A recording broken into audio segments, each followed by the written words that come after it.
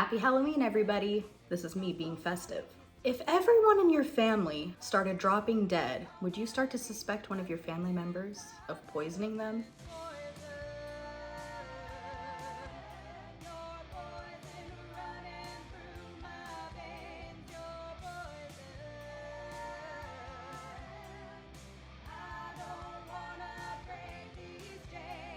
Today's case is about Janie Lou Gibbs. Janie was born Janie Lou Hickox. She was born on December 25th, Christmas Day, in 1932 in Cordell, Georgia. In my research, I found out that Cordell, Georgia is the watermelon capital of the world, not the US, the world. There is not a lot of information about Janie's upbringing, but we do know that she was raised in a very strict Christian household. Her family seemed to be of modest means. We interrupt this program for an important news announcement. Hey guys, so I'm editing this video right now, and when I put my script together originally, I was very confident in my research, but now that I'm editing, I'm not 100% sure that the names I have for Janie's family members are accurate, so for this reason, I'm going to leave their names out of this story. I don't want to be disrespectful, and I don't like using any information in my videos that I don't know is 100% accurate, or at least close. When she was 15 years old, she married her husband.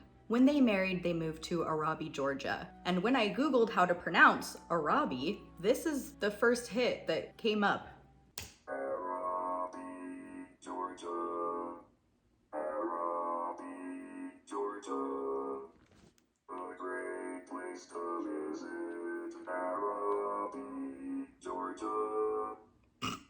An absolute banger. Friends describe Janie as a devoted mother who put God and her family above all else. She was known for spending most of her free time volunteering at the church. She also ran a daycare for the children of working mothers. She seemed to always be looking for ways to give back to the community and help out. One way that she loved to help was through cooking. Janie was said to have a great love for cooking, especially for other people. She would cook for her kids at daycare, she would bring meals to families in need, to events at the church, and her family would always sit down together every evening for dinner. One evening dinner in 1966 collapsed. He was suffering from severe stomach pains, and he was rushed to the ER in critical condition. Janie seemed to be beside herself with worry. She came and she visited him and brought him some homemade soup to try to lift his spirits. But sadly, he died soon after. Doctors concluded that an undiagnosed liver disease was the cause of death. The thought of an autopsy really upset Janie, and she begged them not to slice up her beloved husband and to let him rest in peace. And they agreed. She was also awarded the payout for the life insurance policy they had taken out. Janie and her boys were heartbroken, but they weren't alone. The members of their church congregation came and supported them. The Gibbs family received so much support from the church congregation that it was overwhelming. Janie decided to tithe a percentage of her insurance money to the church to thank them. Janie and the boys were trying to get used to their new normal without their father and husband. Things seemed to be looking up and getting a little easier, but then 8 months later, Janie's youngest son, who was only 13 years old, started to complain of stomach pains and collapsed, and he passed away. The family assumed that he had inherited the same liver disease as his father, but listed on the death certificate, the hospital actually said it was hepatitis. They seemed to believe that was the most logical diagnosis. And this is because Janie again pleaded to skip the autopsy. And for the second time, everyone agreed. And because everyone agreed not to do an autopsy, Janie was again awarded a life insurance payout on her 13-year-old son, who she, for some reason, had a life insurance policy on. Their community, specifically the members of their congregation, were all shocked that Janie seemed to have such terrible, terrible luck, and everyone really admired her strength and her determination to go on with her life. Especially since just a few months later, her middle child also started to complain of dizziness and stomach cramping and headaches, and also passed away. Surely, at this point, we'd perform an autopsy. No autopsy again, for the third time. And again, Janie received a payout from the life insurance company From an outside perspective looking in, things seem pretty suspicious at this point. I mean, to me, it seemed suspicious from the first untimely death, but that's just me. But you have to remember, Janie seemed to be an upstanding citizen. People trusted their children with her. When they were at work, people would eat her cooking all the time. At events, at her home, people really felt that Janie Gibbs' word could be trusted, and her community stuck by her. Janie also made sure to donate part of her settlements from the insurance companies to the church. So, of course, someone who's tithing to the church couldn't possibly be doing anything insidious, right? With this loss of a fourth family member, the church again came and aided Janie and her oldest son and his wife in their time of grieving and loss. The remaining living members of the Gibbs family finally felt like they had something to celebrate when announced that his wife was expecting, and they had a beautiful baby boy, but eventually he passed away also. This sweet little baby who seemed to be totally healthy. I'm sure they ran all sorts of tests on him, considering his family history of sudden deaths.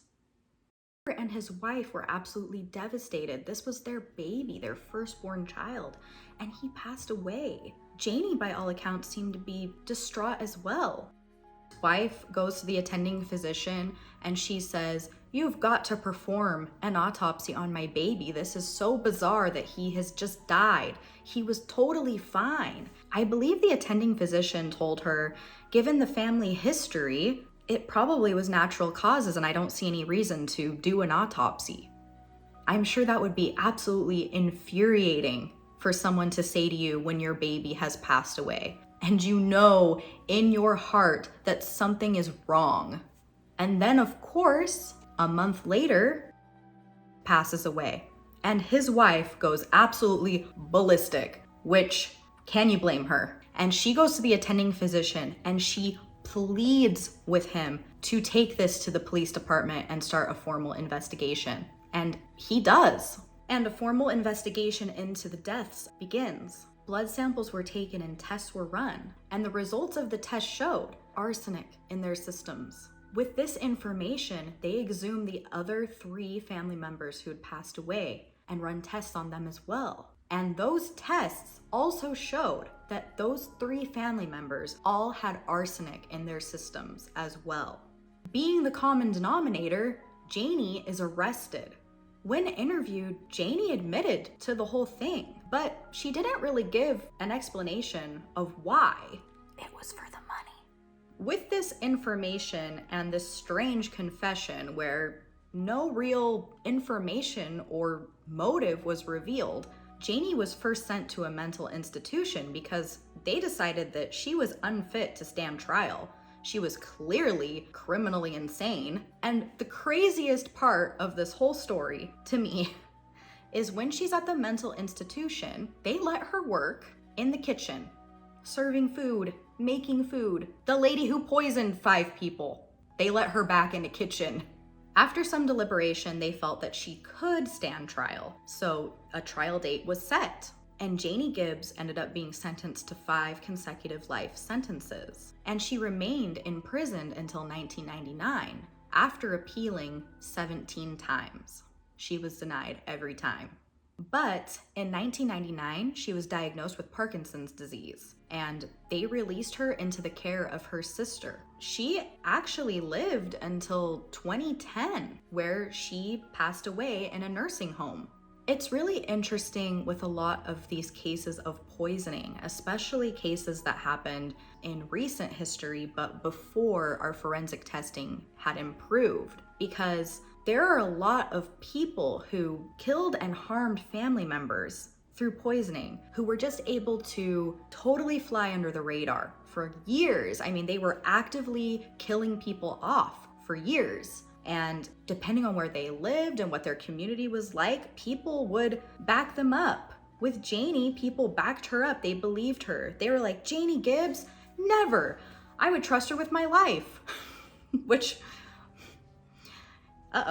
it would be terrifying to discover that your own mother was trying to poison you to death. I think as a viewer, as an outsider looking in, like I said earlier, it's really easy to look at a situation and say, why wasn't anyone suspicious? Why didn't they check? Why didn't they do an autopsy? I just think it goes back to having this trust of people, having this belief that someone couldn't possibly be capable of doing something so terrible. And that is the part of true crime that has always fascinated and disturbed me. You never know what someone is really thinking or feeling deep inside. You don't know what secrets they're keeping. You don't know what they're capable of. That's the scariest thing to me. Anyways, as usual, love to hear your thoughts, so drop a comment, find me on TikTok or Instagram if you feel like it. Hope you guys have a great Halloween and stay safe out there. Eat lots of candy for me. One look in my pain, your thrill. I wanna love you, but I better not touch you. I wanna hold you, but my senses tell me to stop. I wanna kiss you, but I want it too much. I wanna kiss you, but your lips are venomous poison.